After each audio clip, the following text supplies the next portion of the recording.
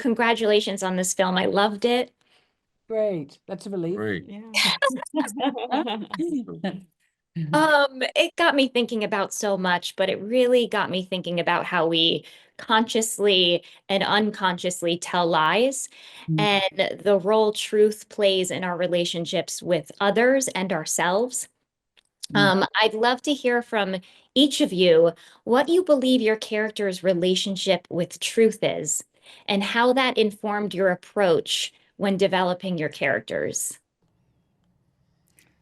I think for Zoe, truth is potent. She knows how powerful it is, and she knows when to use it and how to use it. So I think she's really manipulative with truth. I think for Kathryn, she knows how complex the truth is, and it's made up from many different perspectives, and you shouldn't necessarily act too swiftly when you have the truth, because the truth can actually upset the apple cart, and so you need to know how much of the truth is useful to reveal to people. And also in her relationship, you know, it's trust in a way is more important than truth. I would say Freddie's is incredibly complicated and possibly quite mobile and protean. Yeah, I thought it was so interesting. I mean, Zoe, for example, when we first meet her, she comes across as a very truthful character. And we really like what's so beautiful about, I think, all these characters is sort of the contradiction that reveals themselves with their relationships with truth. And it's what makes all these characters in this story so meaty and complex. And that the film has everything you want in a classic spy thriller, but it's really about human behavior and really getting into that in character analysis, which just was a delight for me to watch. Yeah, it's really special in that way because you usually get a kind of deep dive into the psychology of the characters with the mains, but this is a true ensemble piece because with each character you get all of those layers, all of the trauma and the deep dive into their psychology. And so I think you become really invested with each character, which makes the whodunit element of it even more exciting. So I think it's so beautifully written. It's all in the writing, ultimately. And the directing, of course. But I think it's also the film deals with the personal cost of withholding the truth or telling lies. And I think in a way, we always think about, we've got to get to the truth, we've got to extract the truth. But in a way, the truth reveals itself. Because I don't think human beings can cope ultimately with not telling the truth for an extended period of time. The personal cost is too great. And I think that that's a really interesting thing to sort of watch, a lens through which to watch the film. Yeah, I think that's one of the really powerful messages of the film, the cost of not being honest, because they're not honest with others, but they're also not honest with themselves as well.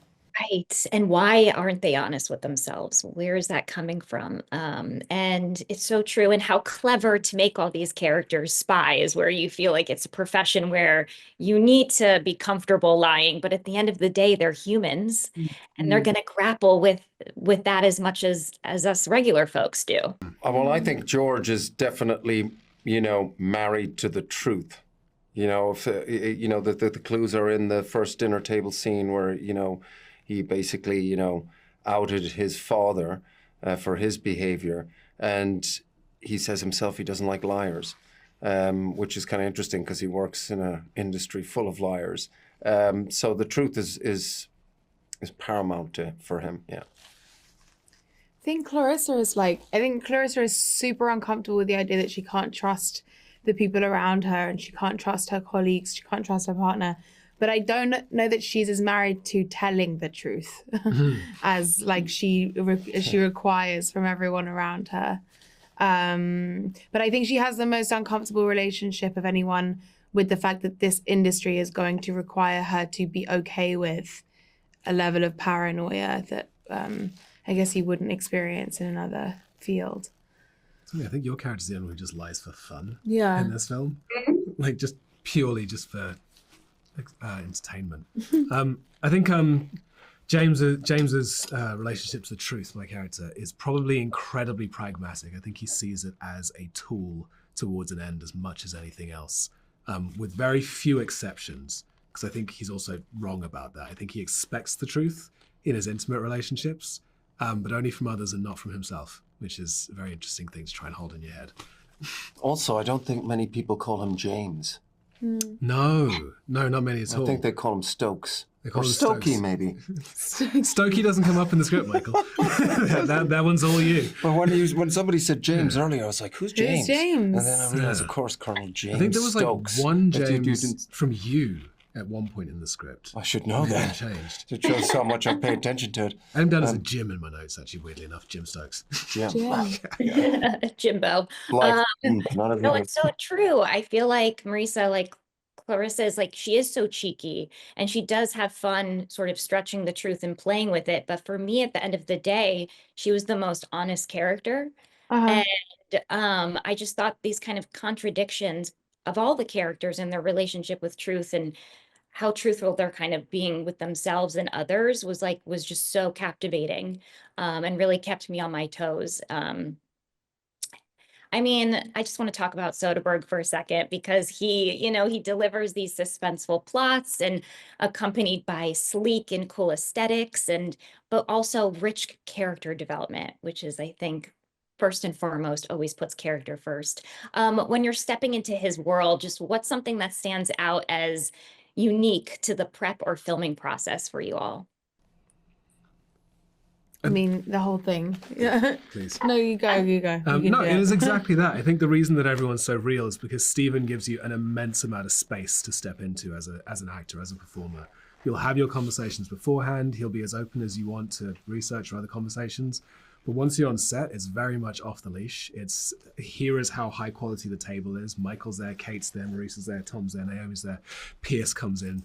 And he trusts you all to just go play, find the unexpected things, find the things that your characters bring out of each other. The first conversation he had with me was about how interested he was in other people's reactions, in how you are affecting the other people at the table, more necessarily than what anyone's actually saying. It's the effect of what they're saying. And the way he achieves that is a very soft touch. He just watches you play, finds the things, and you trust him to find where the interesting sparks come off the page. And I think that's how he achieves that. Yeah, that's lovely. And it creates so much interpretation for us as the audience to keep us on our toes and to constantly rethink about these characters and their motivations. And yeah, it's just always a delight. And just congratulations again. I loved the film and thank you so much for your time. Thank Thank you. you. Okay, I only have 2 minutes, so I'm going to ask a really fun question. And I know my answer, and she's in the room, which is in the honor of the legendary dinner table scene in this film, if you could invite a spy from film history to a dinner party, who would it be and why? Oh, Mata Hari. I think she would be super, super interesting. How many lives she's lived. Ooh, great answer. I'll go George Smiley. I literally can't think of anyone. Help me out here, guys. Reggie. I mean, mine's you. Mine's Moneypenny. Oh, bless you. Thank you. There we go. So sweet. Thanks. There we go, baby. No, but seriously, thank you so much for taking the time.